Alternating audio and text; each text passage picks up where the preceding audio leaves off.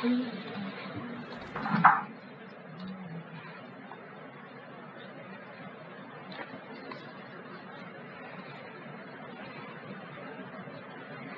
I play the rest of that video?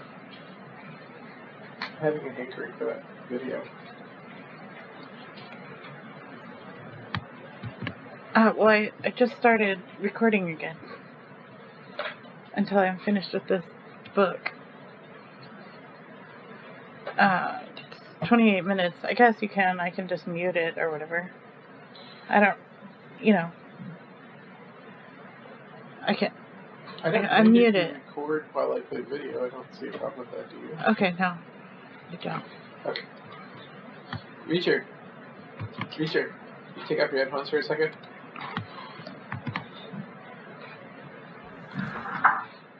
Time is an illusion, you fuck! What are spoilers? I love this video. That line is forever in my head. Time is an illusion, you fuck! Has been spoiled for you, but that's okay, because it was spoiled by you watching the movie for the first time. And shit, it's your favorite movie, so surely the joy is derived from a long-term relationship, not just that first viewing. So why do you care? The vast majority of your relationship with this art is going to be contemplation and rewatching. Your favorite song has been spoiled for you too. In fact, in music, the research shows that our anticipation of what's going to come is where we get the joy. Euphoria derived from music listening is reliant on your knowledge of what's going to happen. You can't spoil a song. The concept of spoiler places a special significance on the first time that you watch a movie and can supposedly authentically interact with the feelings of suspense and curiosity. You're invested. You don't know what's going to happen next. It's affecting you psychologically with an increased verisimilitude. Your fear and curiosity the first time are real as opposed to just a guided meditation that it is on repeat viewings. How many of you guys saw Endgame on the night it was released in a giant room filled with people who were really invested? That shit was crazy. I'm never going to get the adrenaline of that viewing back. It was special and it's over.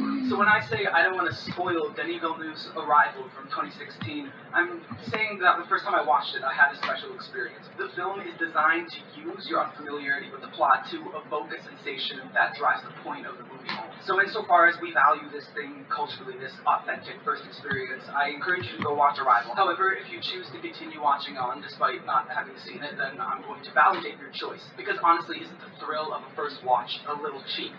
I mean, if something's relying on shock value to be good, it's not good, is it? Your favorite pieces of media are not ones that rely on surprise. They are enduringly powerful. Their merits are unspoilable. This video also spoils a short science fiction story called The Story of Your Life by Ted Chiang, but I feel very weird giving that a spoiler warning when the actual story is about the nature of non-linear time. So spoiler warning, Arrival, spoiler warning, Story of Your Life, Ted Chiang, maybe go see them, or the fuck you, watch the video. That concludes the most involved spoiler warning on this platform, and we get to get into my hot take, which of course is that time is an illusion, you fuck! Part 1, Arrival Go Beast Mode, and that is not what we're talking about. Denis Villeneuve is amazing. He's a really, really good filmmaker. He did Blade Runner 2049, and that should speak for itself. It's one of those extremely rare sequels that completely knocks the original out of the water. You know, like The Last of Us Part 2 and The Last Jedi. Fuck you.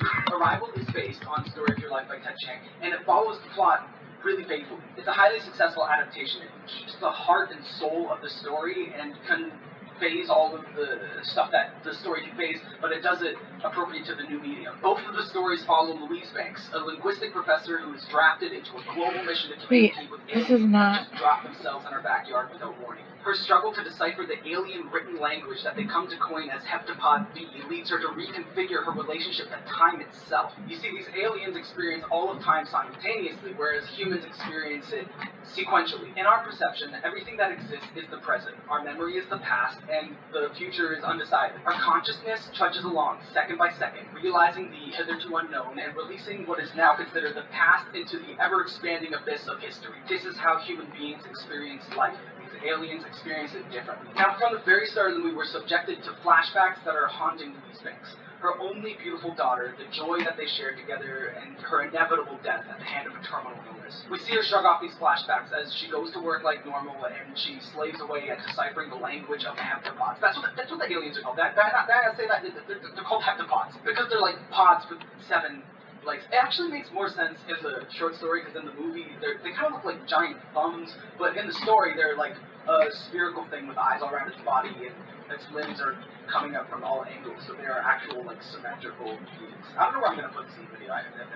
Now, the sleight of hand that the movie pulls, the reason that it affected me so much the first time is it uses film language to portray you. These flashbacks work for Louise's character. They inform the kind of wary but strong-willed nature that she carries herself with. Her obvious strength is underscored by this pain that we know she carries. It makes us feel very connected to her as she meets the aliens and starts to work on this project. Like, we remember that she's carrying so much on top of this. A stray comment from her coworker will make her flash back to her daughter talking to her about her divorce. As she learns heptapod B and it unlocks a fluid understanding of time, her past starts coming back to her. It seems like the job is affecting her mental health negatively, which makes sense because she's forced to spend time with this drama. As she becomes invested in figuring out the alien's conception of time, it starts to affect her psyche until she finally acknowledges the flashbacks in the film.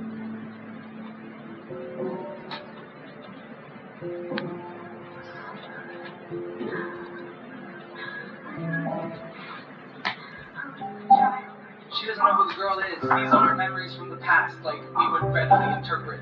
They are memories of the future. See, the movie wasn't performing the trope of opening up with the tragic backstory montage and perform the journey of the character throughout the film. No, it was performing a different trope, one where they showed the end of the movie at the beginning.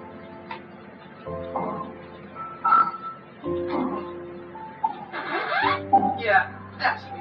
You might be wondering how I got in this situation. This sensation of having to reorient our relationship with time is induced by the structure of the movie. In our surprise, we are put directly in the protagonist's head, feeling the same overwhelming catharsis that she is feeling. The structure is emphasizing the meaning. Plot-wise, one of the main changes that the movie makes is they take something that is largely symbolic in the written story and they make it very literal. Louise Banks in the movie actually uses her precognition of the future to solve problems now. She is quite literally an oracle due to her understanding of heptapod B. She can remember information far away in the future to manipulate the present, causing the paradox of the movie also adds stakes by making the political climate increasingly volatile, kind of having like a villain or just the fact that war is on the horizon. I think this all works really good. Let's turn the screenplay to that video of an adaptation and how it may work as a film. You just watch that. Because that's not what I'm here to do. I'm not here to talk about how good the movie is. I'm here to explain to you simulation hypothesis and that time isn't real. Arrival necessarily is a linear telling of the story about non-linear time. So we follow Louise Banks as she goes forward through the plot and then becomes aware of simultaneous consciousness. This is because it's a big old movie. It's for everyone to watch. It's for me walking into it cold when I did in 2016, not knowing what it was going to be about, and it guides me from a place of like normal movie-going experience to a very conceptual place. I mean, someone's got to shoot a gun or it's not a movie. The story of your life, however, is not bound by these laws. So we're going to analyze the shit out of this. And again, I don't feel a need to provide a spoiler warning for a story of your life because the story is told non-linearly. Like the spoilers on page 3 that are documented. The story does not derive its use and its meaning by having us on the edge of our seats like, what's going to happen? It's all about us slowly coming to realize what Louise has already realized, is going to realize, is realizing right now. Time is an illusion! Fuck part 2, Ted Chiang, go beast mode, and that is what we're here to talk about. Now, the two biggest plot differences between the movie and the story are, I don't know what they are. The two biggest plot differences between the written story and the movie are the manner in which Louise Banks' daughter dies and the purpose to the alien's arrival. In the short story, the daughter dies in a rock climbing accident at the age of 25. In the movie, she dies of a terminal illness in her adolescence. In the movie, the aliens have come with a purpose. They want to share their magic time travel language with us, and they do it in separate parts across the world so that humanity is forced to coalesce and create world peace so that in the future we'll be able to repay the favor. That's a real 4D chess time travel alien wizards. In the short story, the aliens come for no reason. So when they are asked, they say to observe. And then they leave for no reason. These two changes affect the philosophy of things greatly. Namely, they alter the implications on agency. I'm just building suspense for when I finally plug this thing up, but you don't get to see it. Keep watching. Engagement both stories present us with the thought that the time continuum is fixed. Our perception that the future is uncertain and the past is not forever is simply an illusion. Time is simply another dimension. Damn APA. The future has already happened. The past is going to happen again. Our perception is just limited by our human limits. Of course, the biggest problem that we have with this is What about my feelings? My feely wheelies don't like this. Why even bother living or trying to do anything if everything is already fixed and we're just the physical rolling out of something that we have no control over? I mean, I thought I was God of my universe. I thought I was the architect of my destiny. Daddy Peterson said I was in control. It feels like time is real, and it feels like I'm in control. I mean, I live here. Don't I know what's up? It's my brain. I'm doing things. But are you? Why? What is your brain made of? Biological matter, physical electric shocks channeling through your brain, this whole thing set in motion by the Big Bang, your cultural conditioning, your genetic disposition. You make a little electric shock and your arm moves. This is a physical event. Existential dissociation time!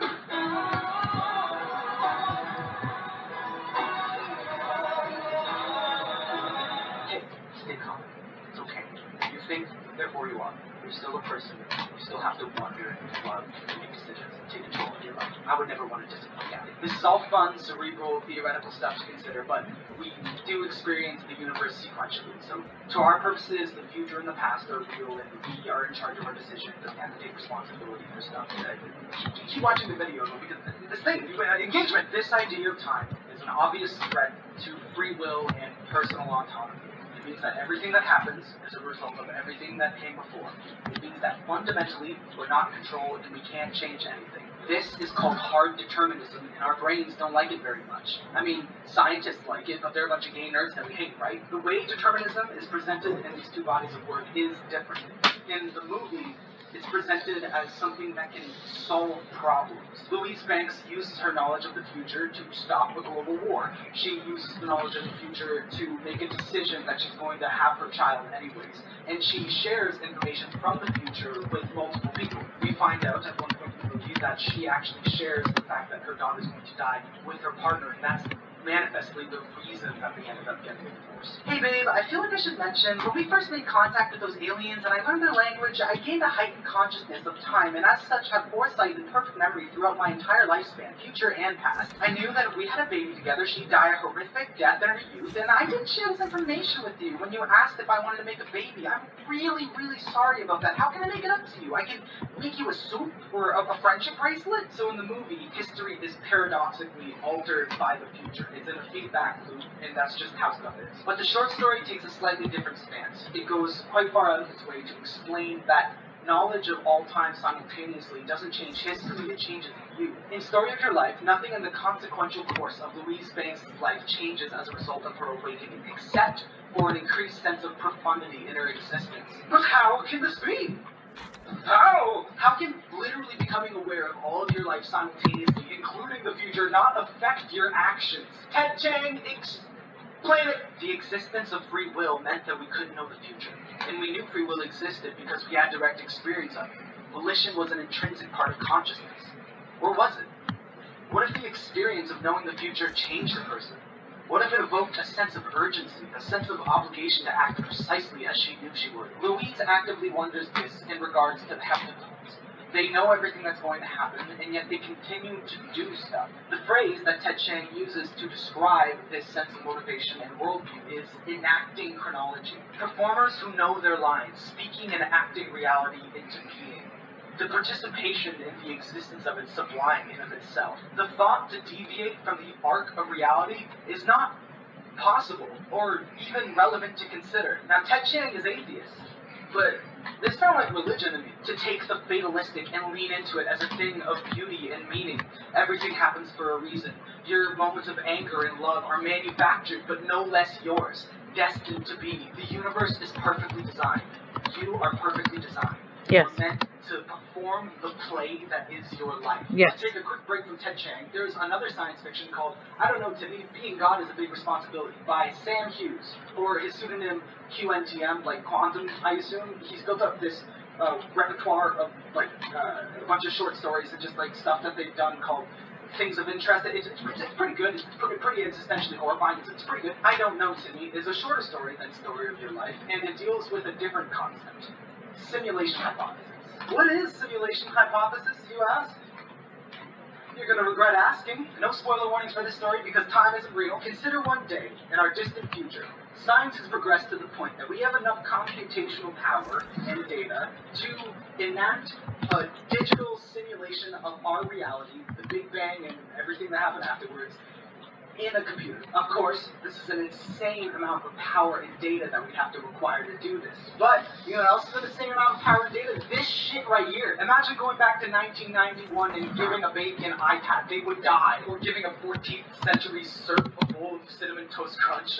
So perhaps one day we will be able to do this. To all conscious beings inside of our simulation, they will be experiencing reality as it is, effectively, to their waking life experience. They are just people doing the same thing that we're doing. It's the same. It's the Matrix. It's Plato's allegory of the cave. It's baby shit. Until you consider that because it's a perfect simulation, the people inside that simulation will also create a simulation in a quantum supercomputer one day, and so on. Ad infinitum. So now, there are literal endless realities stretching down into forever, and all of them feel real to all of the people inside of them. What are the chances that you and me are at the very top of infinity? The answer is fucking 0, which means that if you believe that one day we could have a computer powerful enough to create this simulation, there is a near 100% probability we are currently in that simulation. You might recognize this terrifying feeling of helplessness welling up inside of you from when you consider that free will doesn't exist and you're not in control of your life. As the character Tim puts it in the short story, this has been an extremely bad day for my ego, Diane. Understatement of the fucking century, Timmy. So what do simulation hypothesis and determinism have in common? Why do they trigger the exact same Lovecraftian horror? It's the lack of agency for me. The idea that every thought, feeling, opinion, even my waking consciousness is just the result of data. The idea that you don't belong to you. You're not in control of anything. So what do we do now that we know God is dead and time isn't real and we live in a simulation? Do we just sit there thinking about it until we have a panic attack inevitably? CJDX and Ted Chiang say no. Instead, you are going to like and subscribe. Make sure you ring that bell so you know when my videos come out. Consider donating to my Patreon for perks such as monthly Q&A live streams and credits at the end of my videos. I'm kidding, but you should do it. You should choose to do it. Because once this video is done, you're still going to be in your body. Thought experiments are fun, but life is still life. You have to decide what you're doing after this. Our linear perception of reality is just as valid as the galaxy. Oh my god, I did it. Jay, will you please take us out of this segment? I want to talk about a different thing. Freedom isn't an illusion. It's perfectly real in the context of sequential consciousness. Within the context of simultaneous consciousness, freedom is not meaningful, but neither is coercion. It's simply a different context, no more or less valid than the other. In other words, Part 3, it's the chicken. It's an ancient proverbial paradox. Which came first, the chicken or the egg? It's the chicken. The chicken. Can an egg perceive reality? Why don't you go look Oh my god, I just wrote a book in Minecraft. Scientific perspective. I just wrote a 33-page book in Minecraft with references. I put my whole paper in there. You can call it that. And they nursed it, and then eventually it cracked, and a little chick popped his head out, and this is your guy. This is your very first chicken. Something, McDonald's. But philosophically, the egg is inert. What are we asking? What came first, physically, or what began what we call chicken? The true genre of chicken, the idea of chicken, happened with the first chicken breath. Something, 14-piece party bucket. But if what we're asking is the reality of human shared collective imagination, what came first is the first thing we name. What is chicken? What is egg? These are words that convey meaning. What came first, the chicken or the egg? Language. That was fucked up, okay? Even I'll admit, that was pretty fucked up. I don't know if it holds. The premise of Story of Your Life is that we think in language, and so language affects how we think. The limits of it, you can't say something that you don't have the words for. We call this the Sapir-Whorf hypothesis. Can you sleep? If you speak English, you think English. Yeah. The limits and tendencies of English take the nature of your thoughts. In Story of Your Life, Chang teaches us this because he's a good teacher. He's a very scientific mind. He explains to us the Whorf hypothesis. He explains Fermat's principle of light excuse me, Mr. Farmer. Can Can I lay down there real quick? The plot is a linguistic expert and a physicist trying to communicate with aliens. So just straight up, this is an educational text. But I am of the mind that Chang is disproportionately lauded for his scientific mind when... And CJ the X, should I put CJ the X in the acknowledgement in my book? Should I put this guy in the acknowledgement section of the book? So let's talk about language. Let's talk about the writing of the story and how it expresses the point. Louise's daughter dies at the age of 25 in a mountain climbing accident. And it's the farthest we get chronologically in the story. It is the event that is the farthest in the future. We never go beyond it. But structurally, the end of the story is the exact same as the beginning. It's a post-date romantic dance she's sharing with her partner the night that she conceives her daughter. Louise is asked by her yet unnamed partner, "Do you want to make a baby?" It's so disarmingly earnest, it's sexual, it's romantic, it's treated without a lick of irony. It carries the exact weight it's meant to, and so we're gonna come back to it at the end. We don't hear Louise's answer, instead we immediately start jumping around time. Right now, your dad and I have been married for 2 years, living on Ellis Avenue. When we move out, you'll still be too young to remember the house, but we'll show you pictures of it and tell you stories about it. So the story starts with this romantic back patio thing, and then this is like the very next sentence. And if you're following, she's already displacing herself in time. Grammatically, she's speaking from the perspective of her at that night on the back patio. But she's speaking about the future from the past. She's not saying, at that time we've been married for 2 years. She says, at this time we have been married for 2 years. She's remembering and prophesying at the same time. You will, you did, you are. This kind of tense mix-up permeates the whole story. It gets increasingly intense as you go throughout it. It starts to affect your brain, kind of like if you ever read A Clockwork Orange and you started thinking in like fucked up Russian gang speak. By the end of the story, you get crazy sentences like this. I remember what it'll be like watching you when you are a day old. Huh? Past tense to future tense to present tense in 14 words. I remember what it will be like when you are. The language that the narrator is using is teaching you to break down the barriers between these events as separated by some sort of thing. Do this with me. Think of a moment from your past that creates guilt in you. Something bad that happened. Now think of something in your future that you are excited about, that you know is going to happen. And you look at both and you say, it happened, it will happen, it's happening right now. It happened, it will happen, it's happening right now. How so? It's hard to think of the dark parts of your life like that. Irremovable, inevitable, connected to everything else. And the good parts, eternal, necessary, not fleeting, not gone, they're right here. I don't normally say leave a comment unless I'm making a joke, but for real, comment what meaning you derive from thinking of your life in these terms. This is how we come to understand Louise's experience of motherhood. Her omnipresent experience of all time doesn't free her from imperfection as a parent, as a partner. In the short story, she doesn't end up in a divorce because she reveals to her partner about the inevitable baby death. She just gets a divorce, you know, like my parents. And she's unable to save her daughter's life, even though it's not a terminal illness. It's just a thing that happens. But she knows full well her baby's parkour-ass sensibilities are going to backfire tragically. And she still can't change it. I can almost believe that, given your contrary nature, my attempts to protect you will be what creates the love of climbing. I don't know how to cite. It's called CJ the X. CJ the X. I can fight it as much as I want, but there'll be no stopping my slide down that long, dreadful slope. Knowing the future doesn't change it. She experiences her life the same, with the only difference being a newfound intimate connection to the simultaneousness of it all. Inevitability makes the world as terrifying as it is beautiful.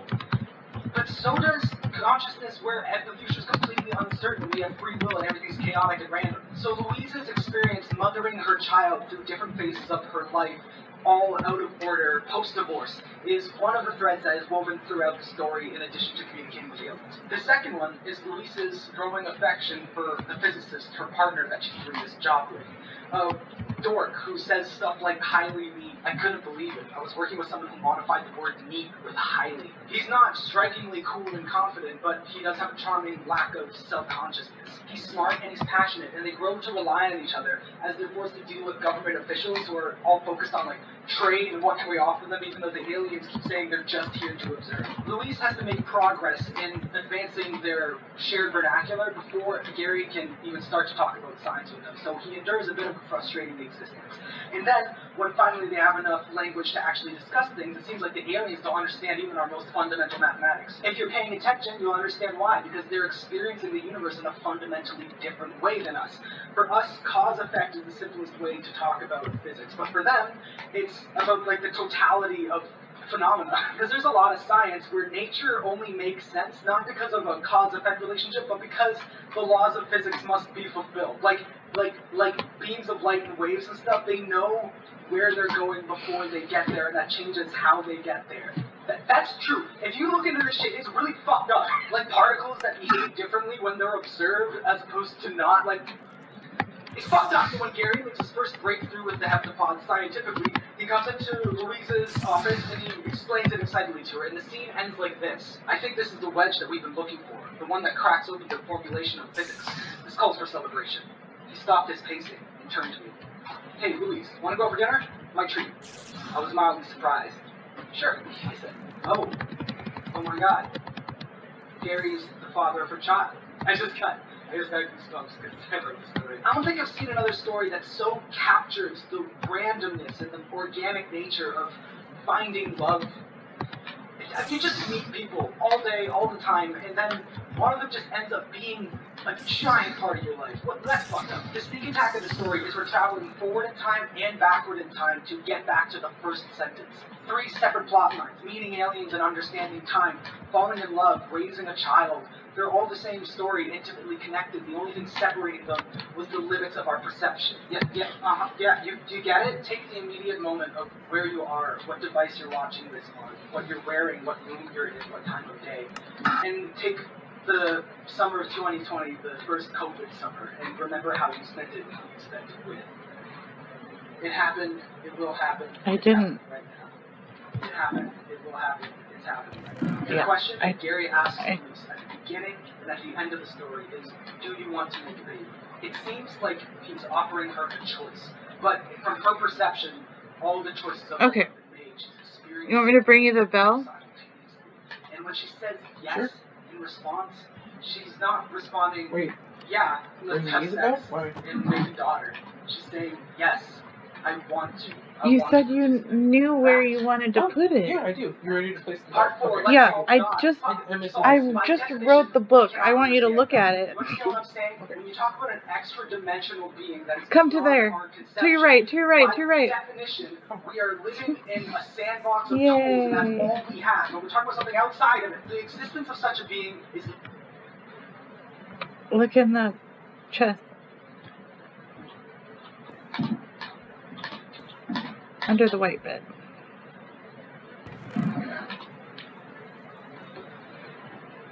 It's on the left hand side.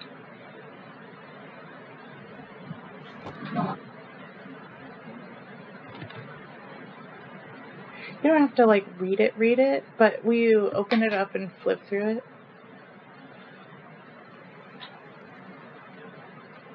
Okay.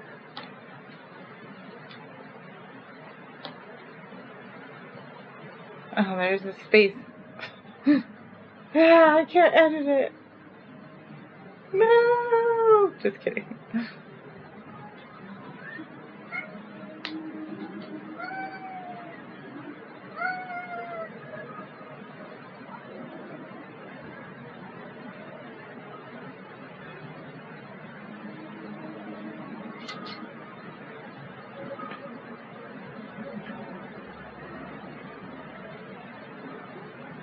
Should I read it out loud? Yeah, that would be great. Okay, go back. Here, I'll make you mouse. Initially choosing the vulnerable population. Is it nighttime? Let's sleep. Oh, it's not nighttime. I need to get some fresh air after writing all that book. Oh, yeah. Okay. What time is it? Because we need to get sure to go. It's 10:45. Okay, I'll keep going. Initially choosing the vulnerable population of the unhoused and wondering what key characteristics increased their vulnerability, what relevant health beliefs they have, and what an advanced practiced nurse could do about it. An image of the person who sleeps outside the locked back door of a hospital. Let's call him James Doe, comes to mind. When asked, James says he is all right, just finding a safe place to stay dry out of the rain, as it starts to rain. as the clenching of empathetic angst begins to release the gut, the realization comes that this is a thing everyone needs. Should we sleep? No, keep reading. Okay. The conclusion being that nurses are a significantly vulnerable group of people as well. Parents often teach children the responsibility of the strong to protect the weak. In this way, nurses are like parents.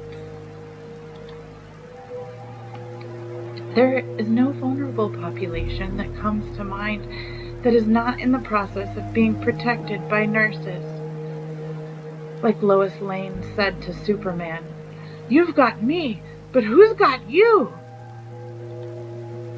Nurses need to be protected from the mental and physical injuries as well as burnout in order to continue to take care of others. Patton et al. Share stories about nurse suicides and proclaim, "Nurses have exerted exceptional influence on individual patients, families, and communities." However, they have not historically harnessed the power of their numbers, knowledge, or economic force into a cohesive unit with the potential for a powerful collective voice in healthcare. Right now, confusing discussions are taking place about unions like SEIU, CNA, and the Teamsters that even this nurse leader does not yet understand.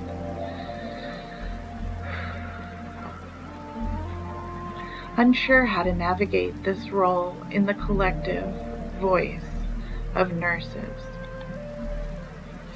But this nurse cannot stay silent. Provision 8 of the Nurses' Code of Ethics identifies health as a universal right, which includes access to health care, basic sanitation, potable water, food security, immunizations, injury prevention, and health promotion. Patton et al. Take this further with the statement that nurses encounter ethical issues that can lead to moral distress, which in turn contributes to burnout, stress disorders, and results in zombies. Iron Golem attacks. Okay, thank you, Iron Man. And results in turnover. Turn the page. And the loss of nurses from the profession. A nurse leaving the hospital to go... Sorry.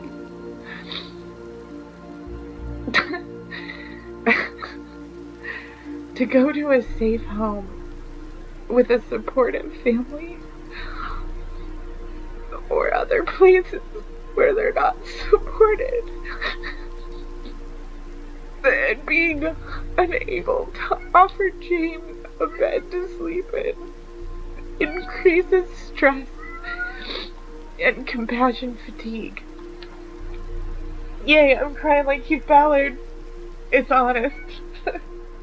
I'm not sorry, I'm happy about it. The inability to provide the resources that do exist and which nurses are responsible for providing leads to feelings of guilt and inadequacy.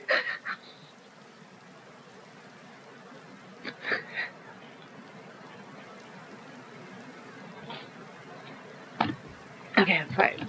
I'm fine, I can do it.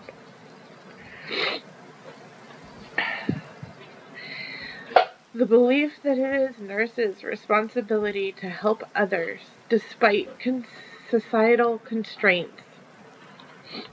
That's the wrong mouse. Increases nurses' vulnerability. The belief that people have to earn the right to have food and shelter increases the vulnerability of both those that don't have resources and those that are unable to provide those resources, especially when they should be in a position to do just that. As nurses, it is our responsibility to search for, evaluate, and disseminate information and resources for ourselves and others. This is a stressful responsibility. How can this vulnerable nurse who struggles to practice engaging even a resourceful and competent family in effective daily health routines like cleaning up, brushing your teeth, or making sure the animal's water bowl is full, provide leadership that ensures quality health care and education for all?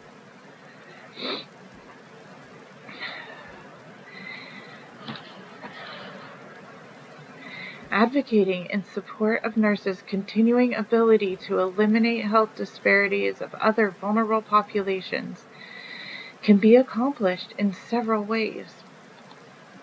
One answer to the above question is to be present and communicate compassionately.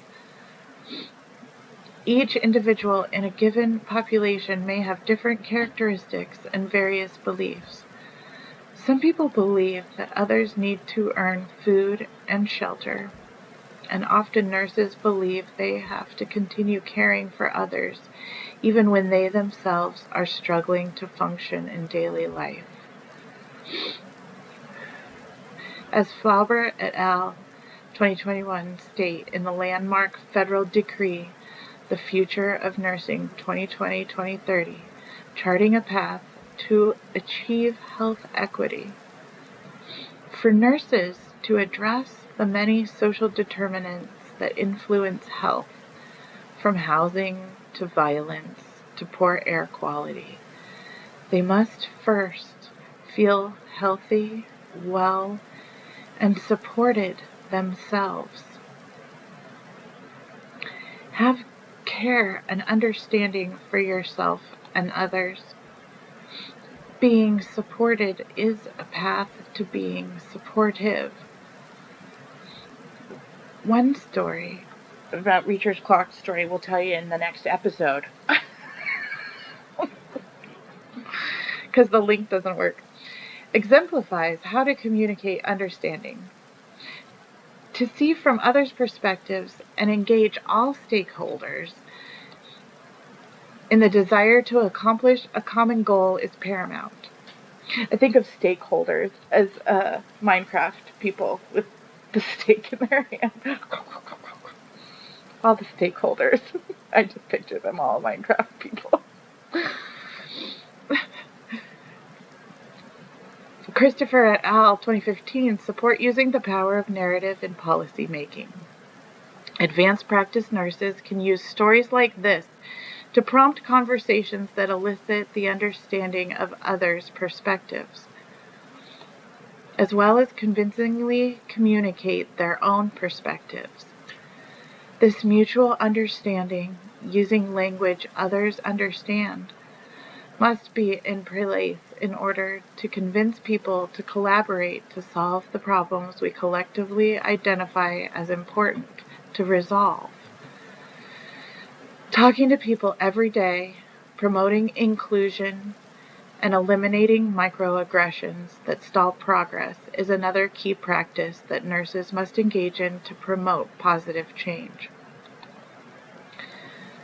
Both Rosen et al. And the United States Health and Human Services Office of Minority Health encourage us to partner with people in our communities to accomplish culturally competent goals.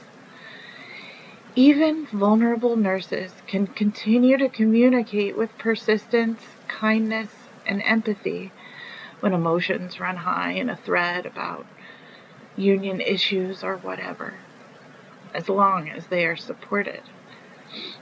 Nurses who also prioritize self-care in order to ensure their continuing ability to care for others need this support. In turn, this elimination of health disparity fosters a domino effect of others' ability to survive on their own in the future, which makes this vulnerable nurse, this anxious parent, this Minecraft character who stayed up all night to read and write this book. Hopeful. Oh, there was hearts. I see hearts on your screen. I wish we could see it on my screen. Okay. And then I have all my references. And then there's the acknowledgements. Thank you to CJ the X for being a voice in my head in the background. You are beautiful. And, wait. Thank you to my family for supporting me. Thank you for the teacher and the university for prompting this paper and using Watson's caring theory to educate us.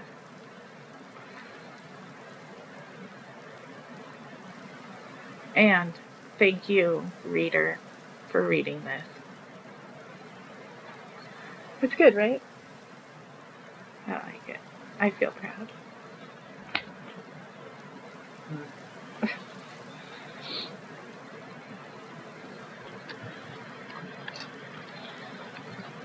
Okay, we probably should go to bed now that it's daytime. Thank you for reading that. You can put it back.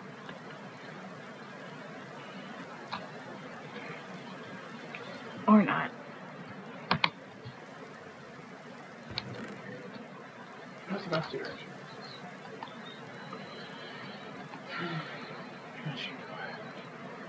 I called it We Are Vulnerable. Here.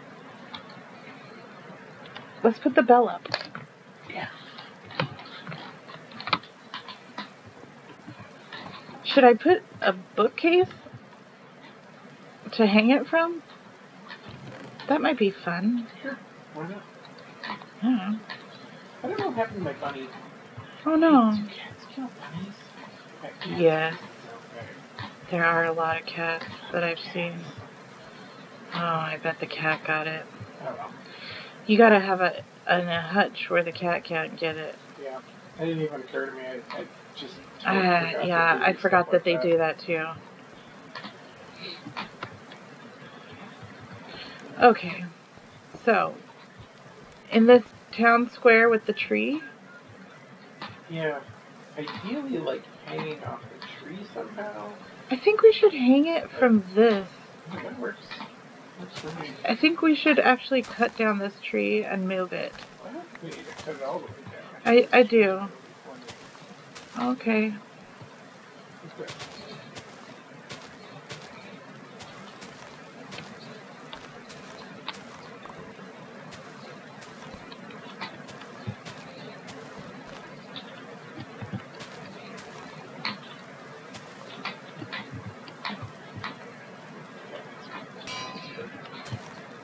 Oh, that looks cute.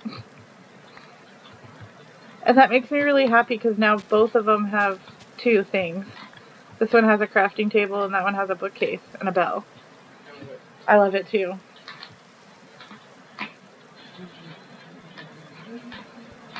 I gotta do something about this fountain. I don't like it. I hate a big farm all around it. I was like, this is all grass. Now it's all farm. I think I'm gonna make it a hole. Alright. If I shift, will it not push me away?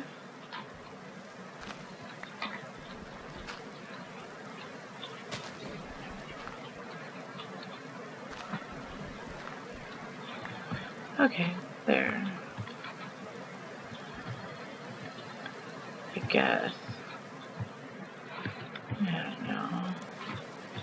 It's just so unsymmetrical.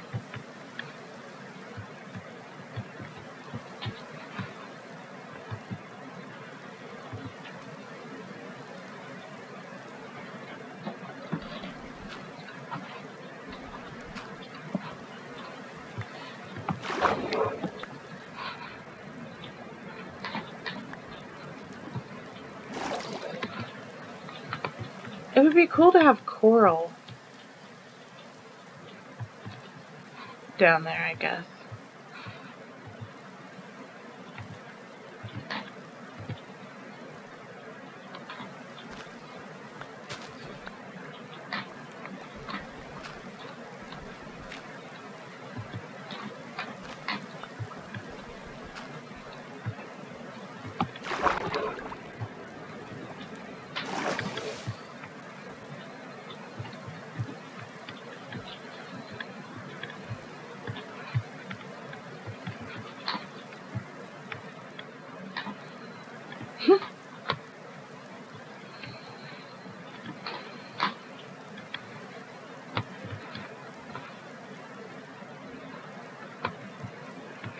Are they going to gather at the bell now? Yeah. Every morning and every night they do.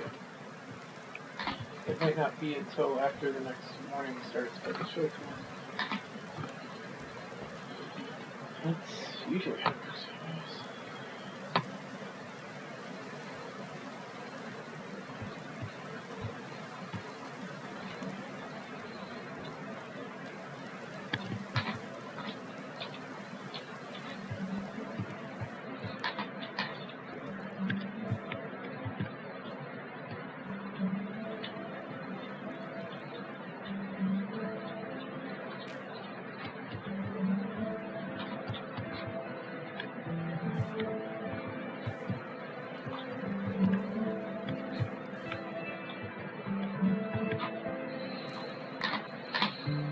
I'm wondering how I can fix this.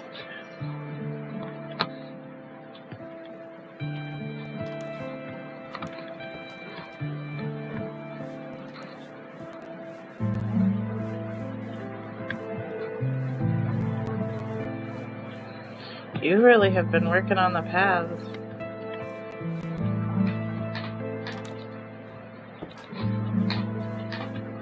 Where's the library?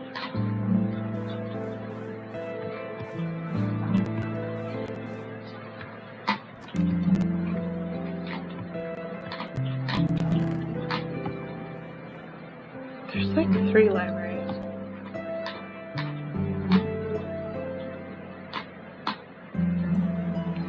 Where's the stonemason?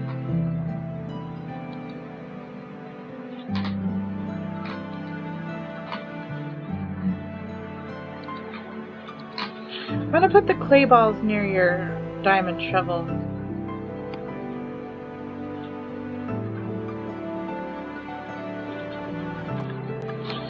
In the pink bedded library.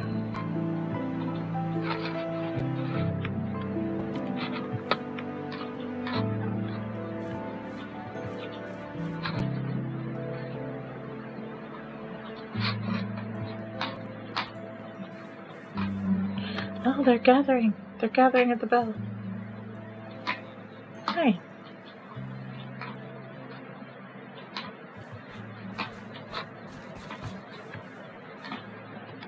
Yay! Wow, there's a lot of them. Party!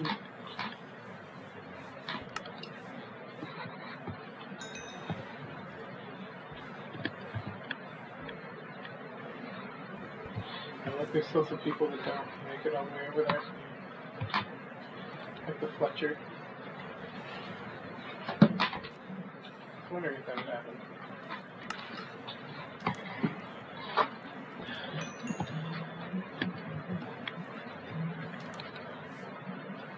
Oh. Where'd the librarian go? There's like an orgy over here. The librarian got elbowed out of the way. They're really happy.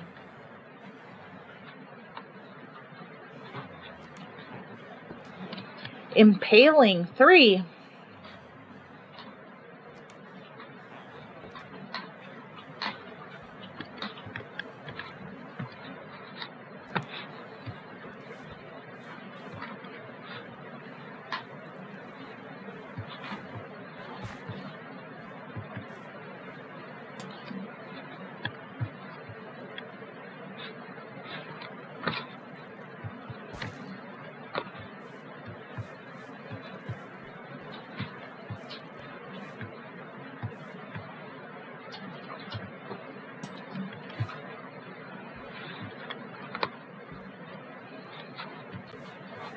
Oh, this is the stonemason, right? Yeah, he needs a chest in here. Excuse me, sir. Do you know where the stonemason is?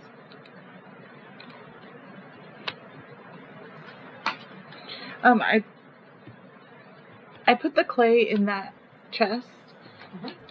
Do you want to bring it to me and we'll put it in with the stonemason?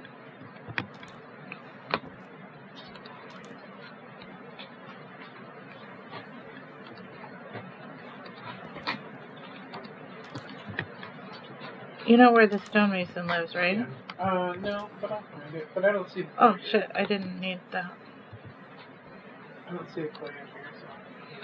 It's not in the big one, it's in the small one. That one. It's right under the diamond shovel. Oh. In fact, you could bring the diamond shovel too, because I think that would be good together. Yeah, that shovels are really useful. Okay, here's the bag. Yeah, if you have any leftover, bring it to me. Oh my god, I have 23 planks. I'm just gonna make a chest real quick.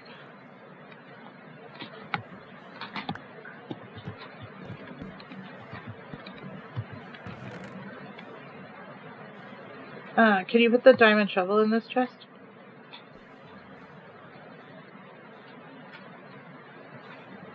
Thanks.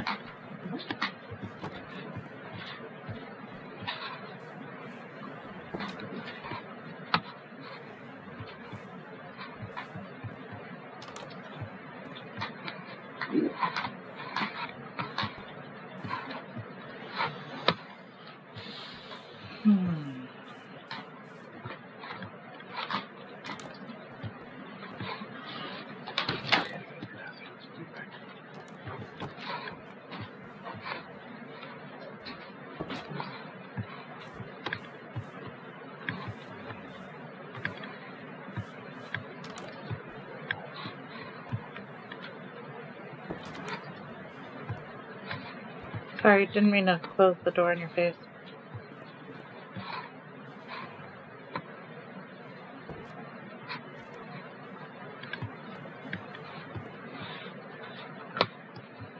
I love what you did with this library, by the way.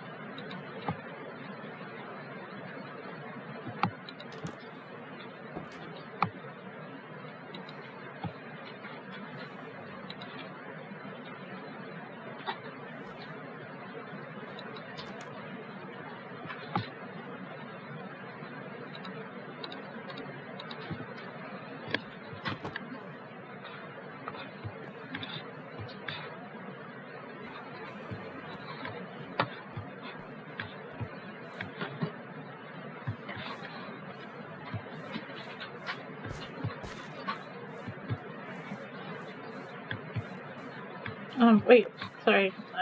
Excuse me, can I talk to you?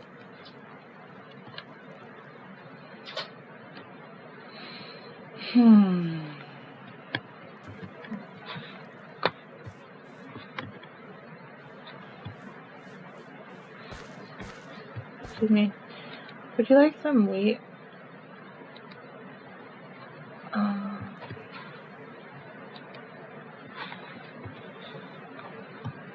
Okay, sorry. I didn't mean to intrude on your meditation.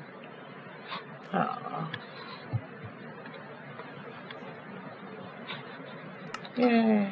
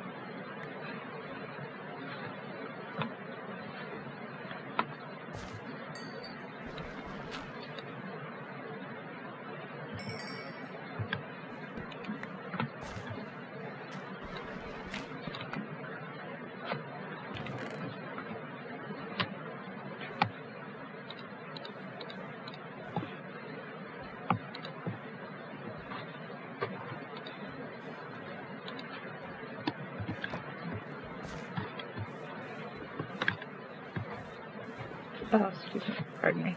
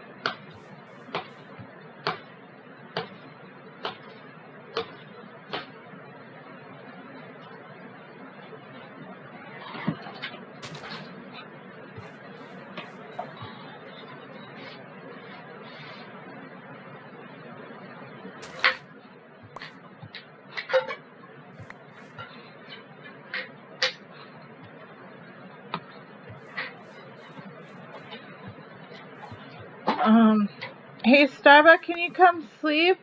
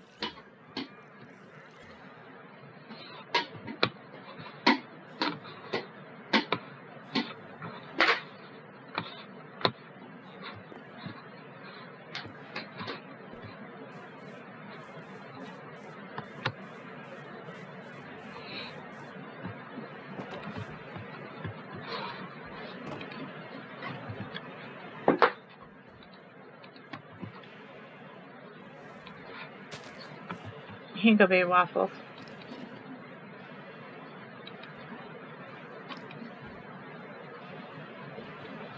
Are you hungry? I'm really sorry that I'm gonna get some wood. I'm planning on getting wood to help you have a bigger place to roam. Should we fence off the bees and let the horse be around them? Leave the bees and the trees in the wild. I really love all the things that you've done. I really love all the improvements on the houses and stuff.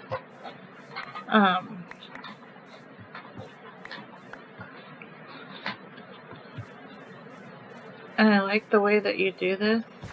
I'm gonna put some birch saplings in a chest near this beehive so that you can continue to do stuff like that. Yeah, totally.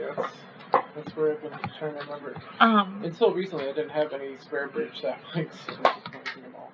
So there's 14 right here, and I would like to plant them, but I love how you did it with the flowers. I guess I don't need flowers. I can just plant them. Yeah. Well, 4 apart or 3 apart?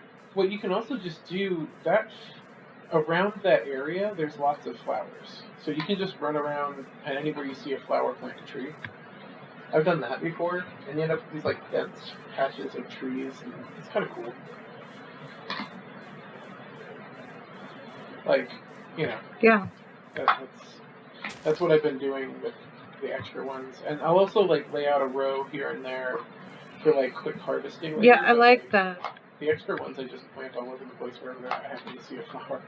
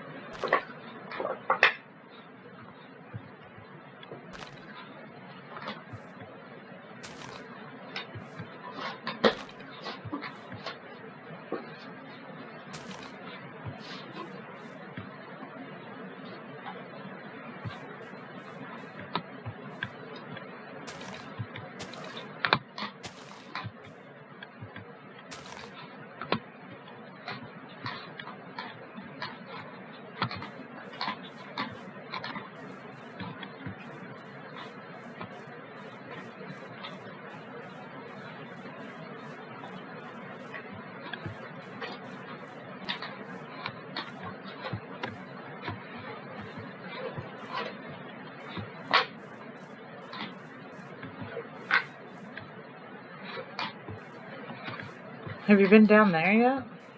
Nowhere. Down this That's scary place? shit that I can understand. I mean, it just goes down and then back out again. There's a cave over there.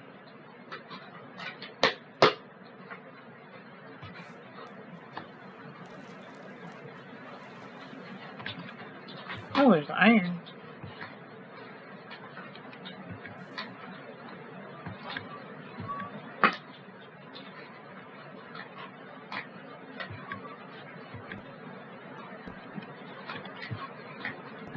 Oh, this is a nice little, cute little thing. With a little window and everything. Oh my god, I just want to leave this exactly as it is and make a door. Here.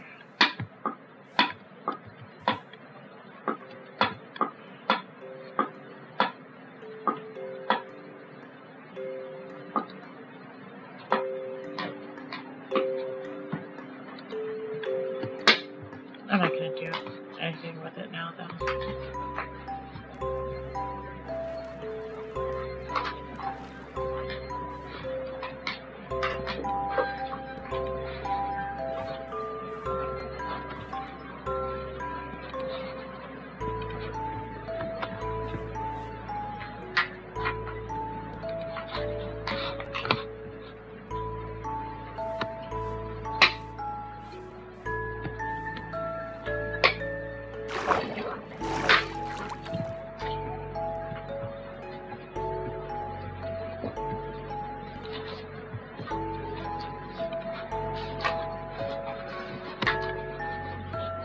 See this place right here?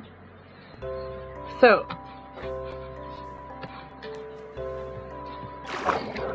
oh, can you follow me? Where are you? We're looking at the city. Oh. Can you come back? I'm gonna show you something. Yeah, I mean, I was doing something. Oh, okay, then never mind. What? It couldn't hurt to ask, right? Just It can't hurt to tell ask. me what you're doing, like, communicate with me. Okay. Instead of being weirdly vague. Yeah, I wanted to show you a spot that I found that would be neat that I am looking forward to putting like some terracotta in and stuff. Okay. It's Where are you? it's near the bees. That's not a description. It's near your pillar with the bed on the furnace and the thing near the bees and the bees. pond. I thought you said it's near the bees. I was like, that's not a description. No, I said bees. Sorry, I wasn't No, very. Bees makes perfect Yeah. sense.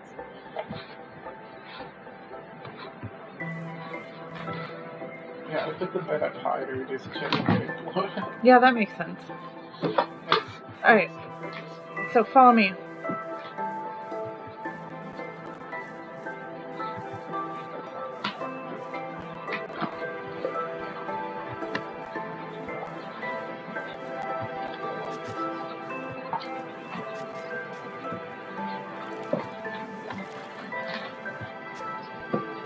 I want to put terracotta in here.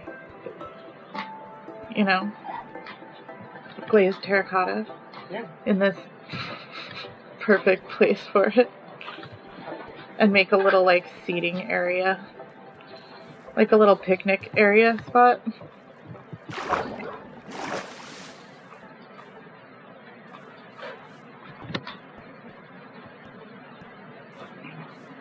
With beds or something.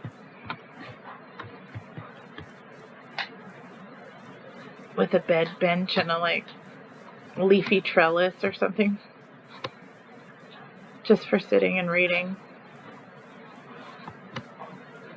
On a Thursday.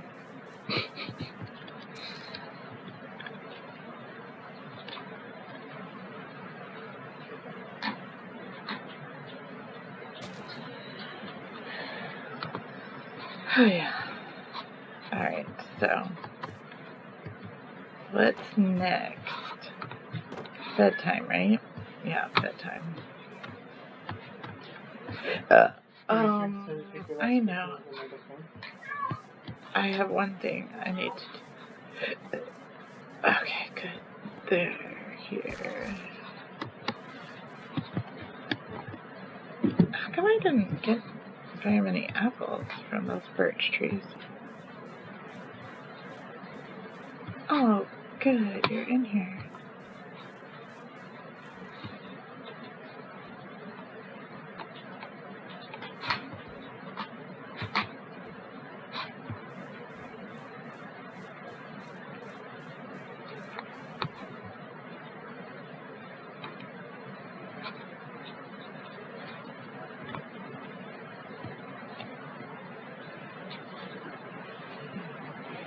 I'm just gonna sit on my horse without a saddle. Sometimes it moves around, but it doesn't really go very far when you sit on it without a saddle. Like, I wish it would just do its thing. Like, keep doing its thing.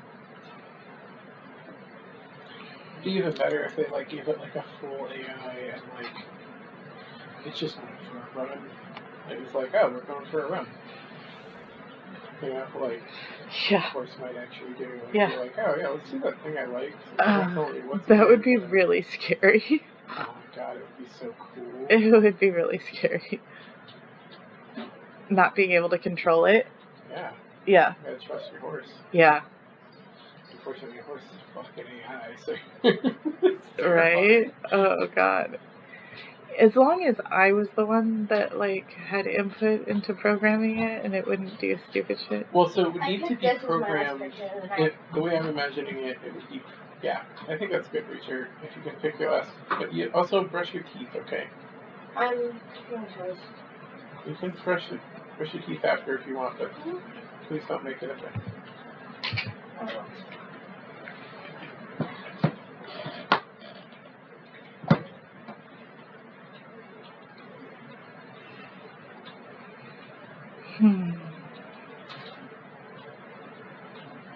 It's a good day.